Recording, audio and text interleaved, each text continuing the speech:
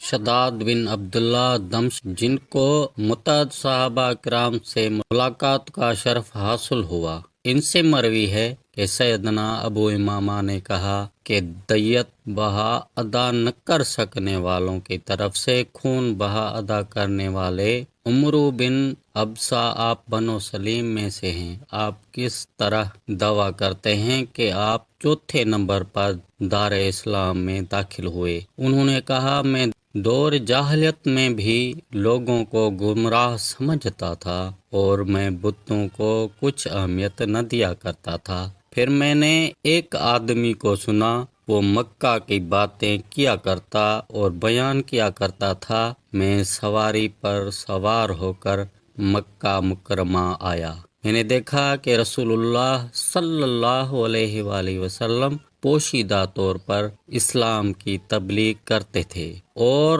آپ کے قوم آپ پر غالب تھی اور ظلم ڈھاتی تھی۔ میں نرم کھوئی اختیار کر کے آپ کے پاس پہنچنے میں کامیاب ہو گیا۔ میں نے عرض کیا، آپ کا دعویٰ کیا ہے؟ آپ صلی اللہ علیہ وآلہ وسلم نے فرمایا، میں اللہ کا نبی ہوں۔ میں نے دریافت کیا، اللہ کا نبی ہونے سے کیا مراد ہے؟ یہاں اس کا مفہوم کیا ہے؟ آپ صلی اللہ علیہ وآلہ وسلم نے فرمایا، اللہ کے نبی ہونے کا مفہوم یہ ہے کہ میں اللہ کا رسول اور اس کا فرستادہ ہوں۔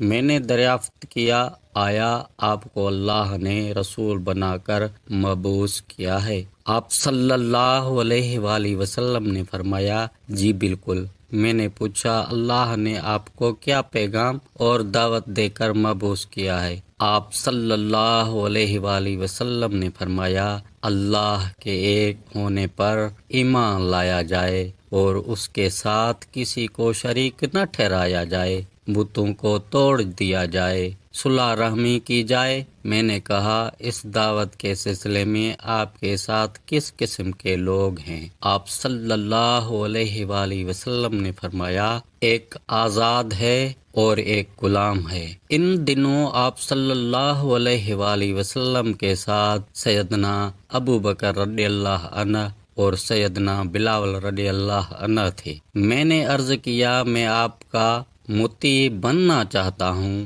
آپ صلی اللہ علیہ وآلہ وسلم نے فرمایا، تم ان حالات میں اس بات کی استطاعت نہیں رکھ سکتے، البتہ تم اپنے اہل میں واپس چلے جاؤ۔ جب تم میرے غالب ہونے کا سنو تو میرے پاس آ جانا۔ اس کے بعد میں اپنے اہل میں واپس آ گیا۔ میں اسلام قبول کر چکا تھا۔ اس کے بعد رسول اللہ صلی اللہ علیہ وآلہ وسلم ہجرت کر کے مدینہ منورہ میں تشریف لے آئے۔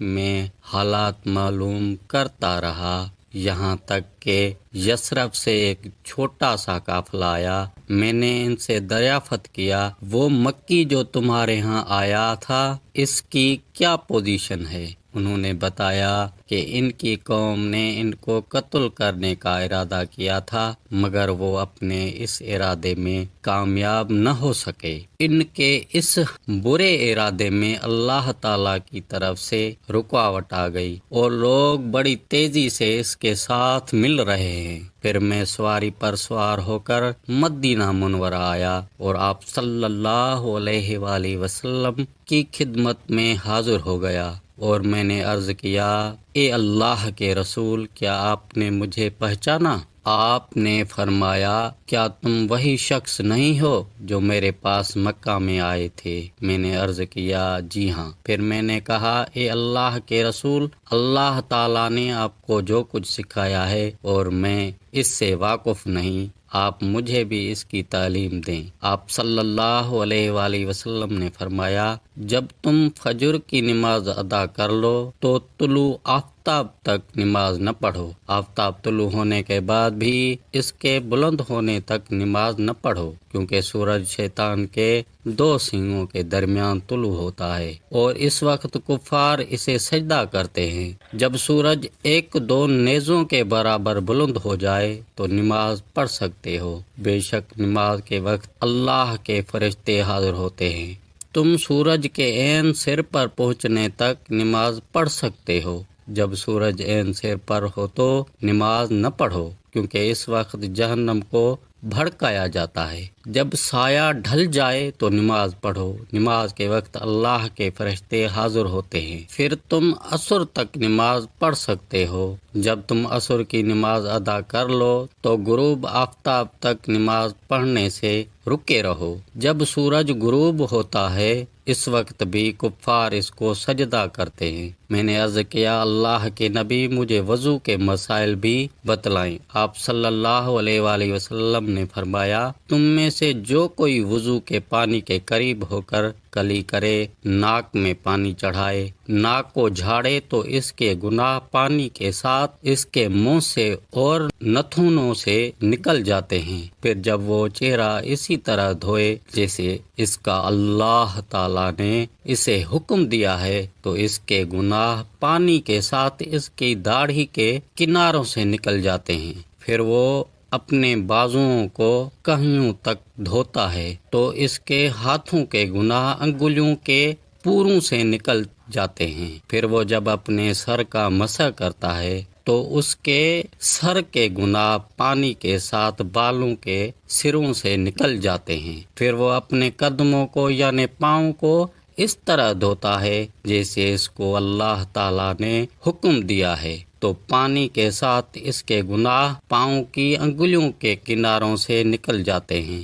اس کے بعد وہ کھڑا ہو کر اللہ کے شایانہ شان حمد و ثنا کرتا ہے اور 2 رکعت نماز ادا کرتا ہے تو وہ اپنے گناہوں سے اس طرح پاک ہو جاتا ہے جیسا وہ اپنے ولادت کے روز تھا۔ عمرو بن ابسہ رضی اللہ عنہ کے شاگرد ابو امامہ نے دریافت کیا، اے عمرو بن ابسہ ذرا خیال سے بولیں، کیا آپ نے یہ ساری بات رسول اللہ صلی اللہ علیہ وآلہ وسلم سے خود سنی ہے؟ کیا یہ سب کچھ ایک آدمی کو ایک ہی وقت میں مل جاتا ہے؟ سیدنا عمرو بن ابسہ رضی اللہ عنہ نے کہا، اے ابو امامہ، اب میں بوڑھا ہو چکا ہوں، میری ہڈیاں کمزور ہو چکی ہیں، میرے موت کا وقت قریب ہے، مجھے اللہ تعالیٰ اور اس کے رسول صلی اللہ علیہ وآلہ وسلم پر جھوٹ باندھنے کی کوئی ضرورت نہیں۔ اگر میں نے رسول اللہ صلی اللہ علیہ وآلہ وسلم سے یہ بات 1 2 یا 3 مرتبہ ہی سنی ہوتی تو میں بیان نہ کرتا۔ میں رسول اللہ صلی اللہ علیہ وآلہ وسلم سے یہ حدیث 7 مرتبہ بلکہ اس سے بھی زیادہ مرتبہ سماع کر چکا ہوں۔